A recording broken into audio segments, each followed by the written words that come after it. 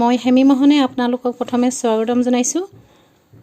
শৰীৰৰ বাবে উপযোগী অতি শক্তিদায়ক জুচ কেনেকৈ কম খৰচতে তৈয়াৰ কৰিব পাৰি তাকে আপোনালোকক দেখুৱাব বিচাৰিছোঁ। প্ৰথমে মই কেইটামান কল লৈছোঁ, 4টা কল লৈছোঁ। এই কলকেইটা মই সৰু সৰুকৈ কাটি মিক্সিত দিম আৰু লগত লৈছোঁ কাজু কেইটামান আৰু খেজু কেইটামান। আমি কি কৰোঁ, সদায় কলবিলাক খেজু আৰু কাজু এইবিলাক চুবাই খাওঁ।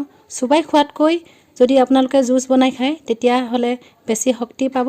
আৰু বৃদ্ধাসকলক যদি এনেকৈ দিয়া হয় অতি তেওঁলোকৰ বাবে ভাল আৰু শক্তিদায়ক হ'ব।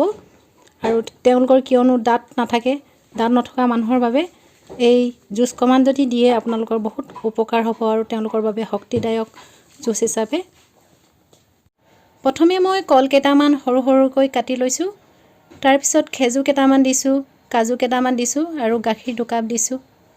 আমি কি কৰোঁ, কলবিলাক সদায় চুবাই খাওঁ, খেজু চুবাই খাওঁ, কাজু চুবাই খাওঁ। কিন্তু জুচ বনাই যদি আপোনালোকে খায় তেনেহ'লে শক্তি বেছি পোৱা যায়।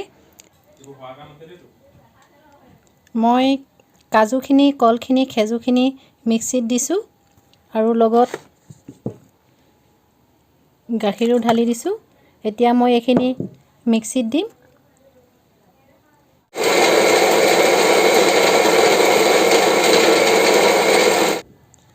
মই কল আৰু খেজু, কাজুৰ গাখীৰ মিক্স কৰি মিক্সিত দিলোঁ।